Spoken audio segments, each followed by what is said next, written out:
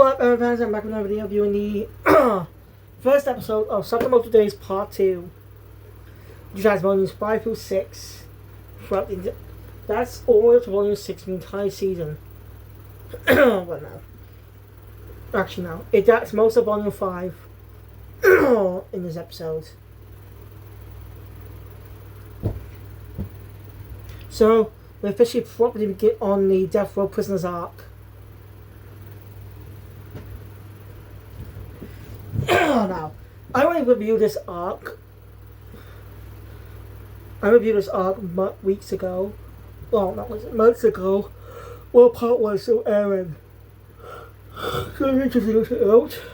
Actually, reason for the part 1 for that.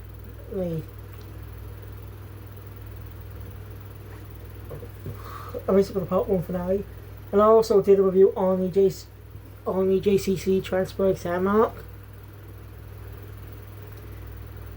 So I plan to review the next arc, which probably is going to be adapted into the season. So probably always be a cliffhanger for season 1.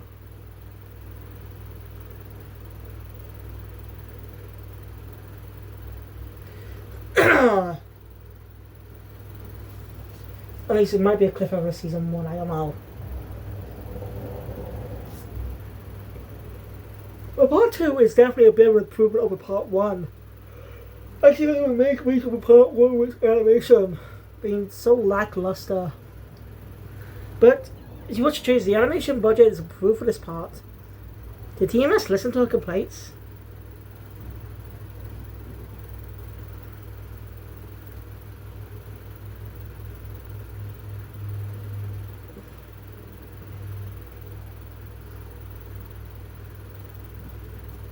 So, yeah, part 2 is improving, but something that's just pissed me off now about Shonen Jump anime. And that, well, there's a reason for that, which I'll get into in a bit. Alright, let's get this. Let's start the story out. We actually open the story out with a recap of some of the events of part 1.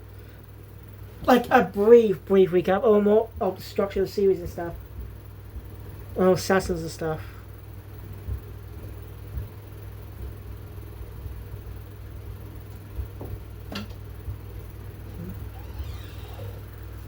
Excuse me a sec.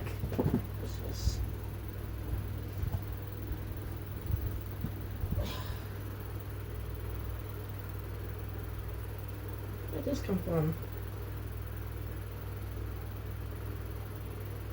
There's on the floor.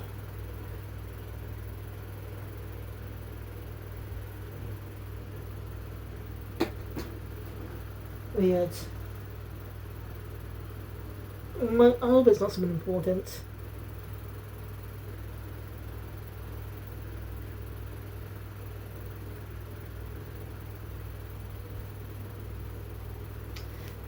Anyway.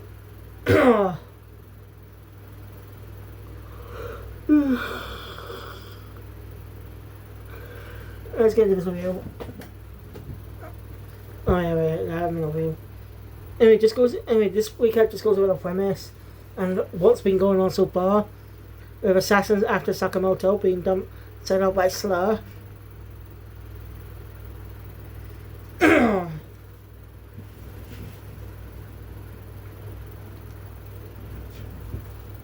Being sent out by Slur. So, yeah, dangerous. Actually, we get up in the scene, which we actually swapped around a bit, as what was adapted in this the chapter this is adapted from, actually started with a scene that comes after the new opening. But hey, it's a good opener. I'm not mad about it. It's actually a pretty good opener. So we see introduced to each of the 4 death row prisoners. Dump, a woman who can use great spikes somehow. She kills a nose. Another personality is that she makes people's faces cute when they scream in terror.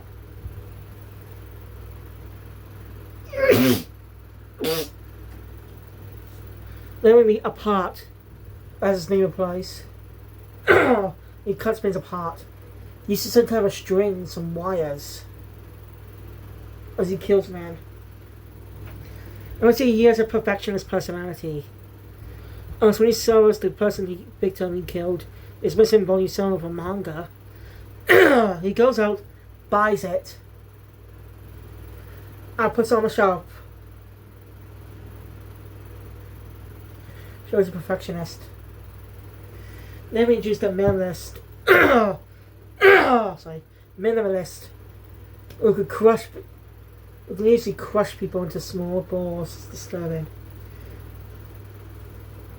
And I'll go through the final member, Saw, who's in bed with one, but he's more intelligent. Nice, more intelligent. As he has a list of Sakamoto and the members of the order. Sorry. At this time, I wrote all the names down so I can remember them. So after that, we get a brand new opening, which is pretty good.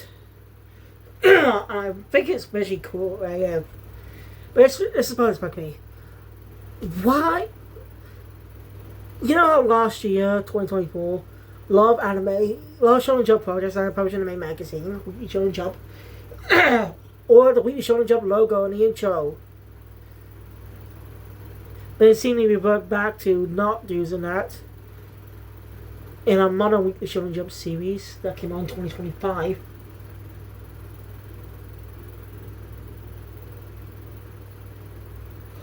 Can't remember. You know, wait. Yeah, one of the recent series said, oh yeah, Witch Watch. The opening recently said Shueisha Jump Comics. Not Weekly Shonen Jump. Yes, it's still Jump. Well, I mean this. Normally they do that with stuff publishing, not just publishing Shonen Jump, but other Jump magazines. Are you only catching a Dragon Ball? There are stories being published in Shonen Jump in different magazines. So it's just confusing. Even more confusing is that recently LTG Newberry remake actually had it in the intro.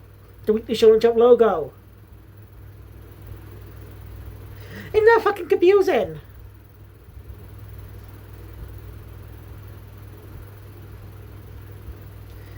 Like, make up your fucking minds. I don't care which. Okay, Jump Comics or Weekly Shonen Jump. I don't give a fuck. Okay, just be consistent. I don't know. I don't really get it. Why aren't they being consistent? Even more weird. How did you know he has spin-offs? Upcoming spin-offs specifically. We already had Neo. We got upcoming Kai and recently released Plus. It's just. I don't fucking get it. It's just really going on my nerves. They just can't make up their goddamn minds. Again, I don't mind either one. Okay, I just clarify. I don't mind either one. But it's just them being. It's just that guy being inconsistent. Like if they just stop using it, I understand. I don't really care. But the fact that Hell Teacher Newbay had it. But it makes me confused. Pick one and stick with it. God, this is just pissing me off. Okay?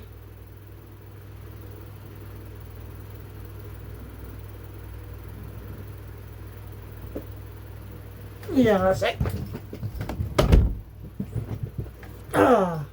Just so a bee doesn't come in. I hate bees.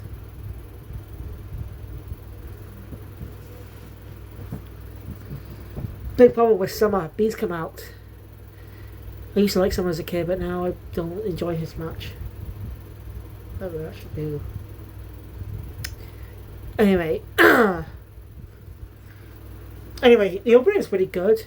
And I like how it's really creative. Especially towards the end when Sakamoto ends up using one of the credits as a weapon.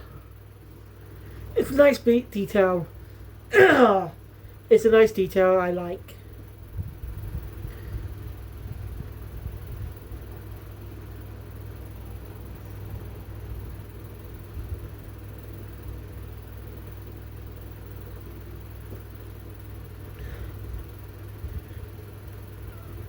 It's a really good opening, and it seems to go up to the JC transfer exams arc. Since we just characters on that arc, which is a really good ship focus arc. As I think we'll explain when we get to that arc. I reviewed that arc in the manga if you're interested. But I'll probably build down character names there, remember. Because I did pick a better type.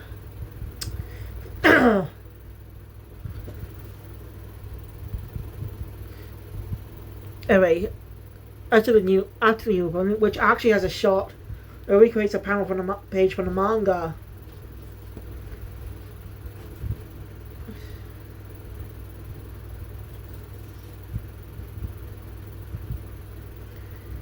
Yeah, this is one of the confusing bits. If you look in the volume, shout and loose name spelled with XI.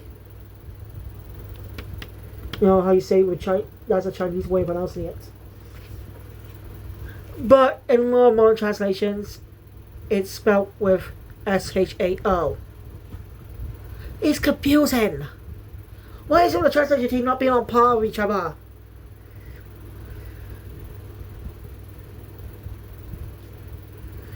So, even though Wu-Tang technically became an ally to the characters, he leaves from most of the story so far.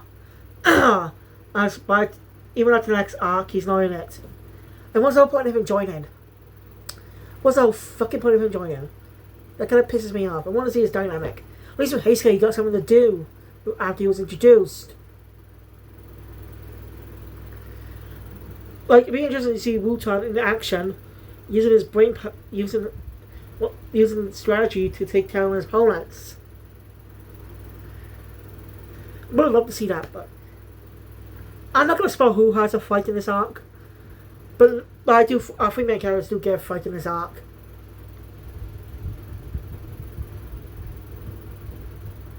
So, and maybe we get one of them in this episode. Anyway, Wu-Tang went out to the. It's gone somewhere else for a while. A war zone to carry the death row prisoners. They're dangerous. So the trio head off to that store from a few episodes back.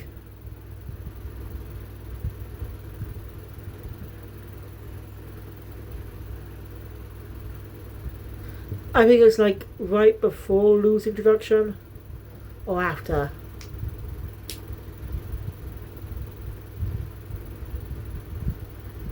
I think it's before. No, it's after because it came out. Because it's after the amusement park arc. Yeah. That's it. Remembered.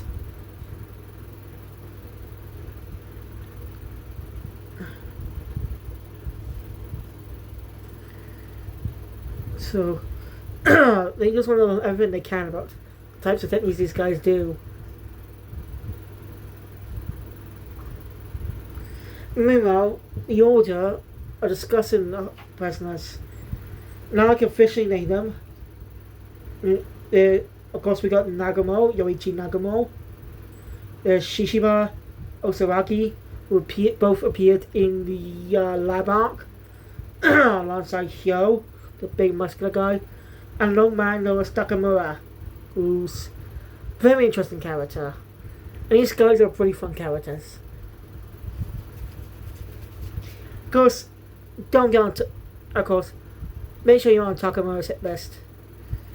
He does appear in the intro, in the first intro, but even though he appears in the art part, he doesn't do anything, so it just spoils it just spoils his abilities.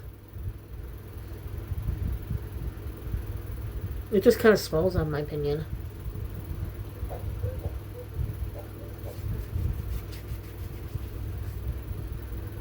These guys are really funny, but Ozaki does have a point. These guys are definitely going to be more dangerous as they don't have more compass or anything. They're cold-blooded killers. So it's going to be more dangerous.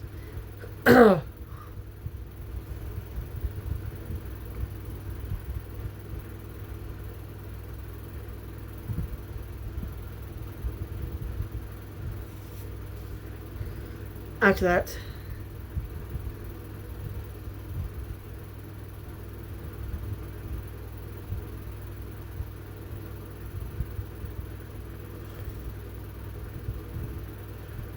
Anyway. So after that, we cut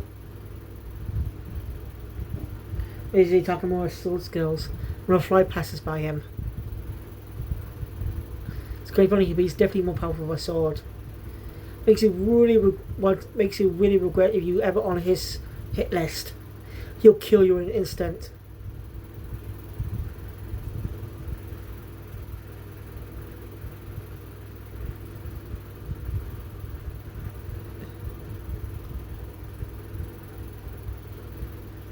Oh yeah, after that, Sakamoto and the others are just watching the movies.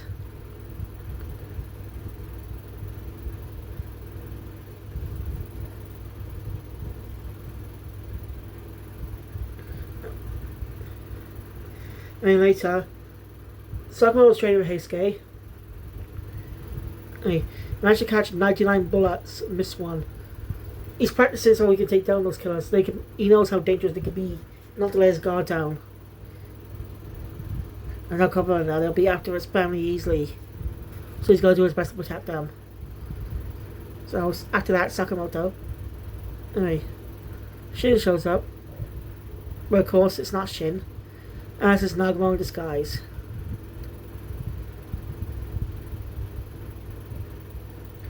Basically warns Sakamoto not to go after Slur, not to go after these prisoners, as the Order are taking care of it.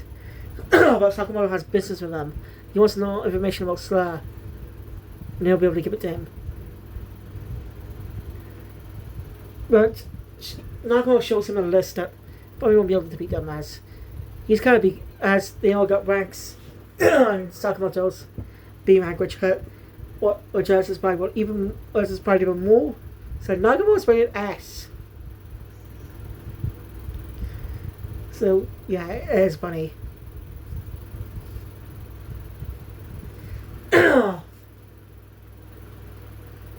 Yeah.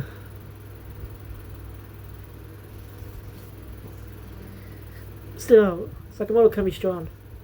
I think this will be a first for him in this story arc. Why?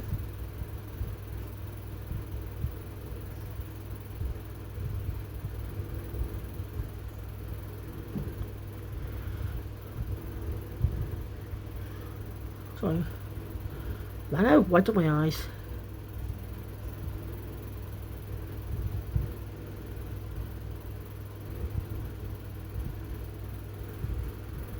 Anyway.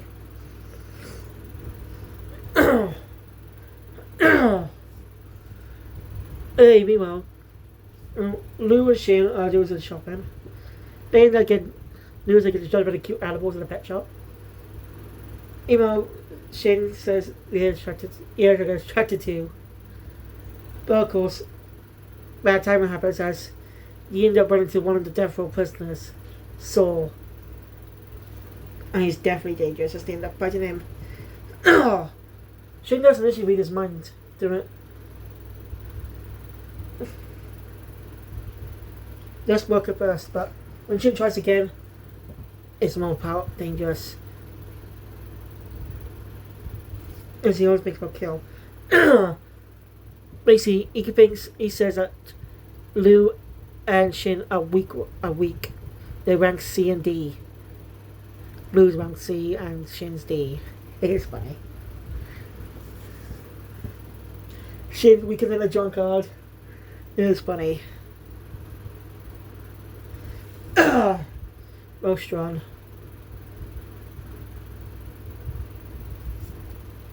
This Death Prince is too tough.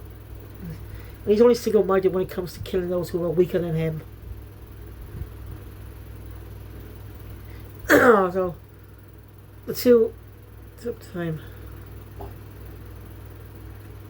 When he finds Sakamoto's family, some inside Shin awakens. As he awakens a new ability. As he's managed to beat the crap out of Saul. Mostly it's a new ability he unlocked that works with his mind reading powers. It was because Clefairy can not just read minds, he can use it. He's using it to read movements He's using to read the movements.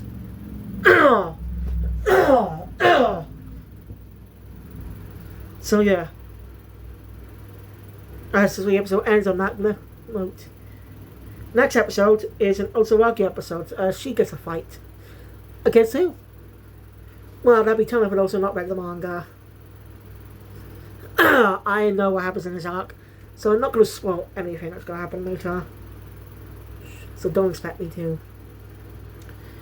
So, yeah, new engine's pretty good in its own way too. Looking forward to seeing how this arc's animated. It's definitely improved. So, thank you guys for watching. Enjoy my content. Please want to see more, subscribe channel. You know, Shamel, and I'll see you guys later for Dan. I will teach a newbie, the My Hero and Spy Family movies. And then later for Dr. Stone and Taco P. Okay, Phoenix out.